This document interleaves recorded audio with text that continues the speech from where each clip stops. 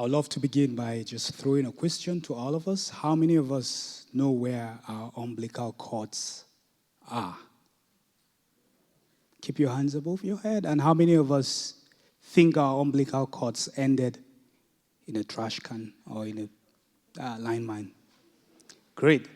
My research basically explores the importance and the value of the umbilical cord.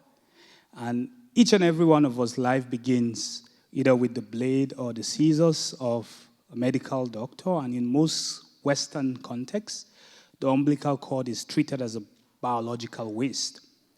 But within the context of displacement, conflict, and ecological loss, which the middle belt of Nigeria offers is a microcosm of where you can study that, there also is an emergence of a very cultural practice that is oftentimes ignored, which is the burial of the umbilical cord.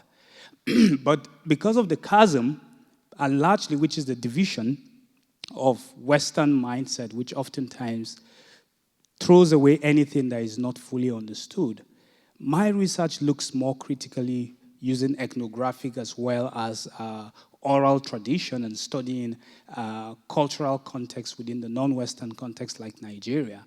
My research looks particularly at the middle belt of Nigeria, which is a very unique space. Why? Because Nigeria is dominantly divided into north and south. The north is dominantly known to be Islamic, while the south is dominantly known to be Christian, or is categorized as dominantly Christian.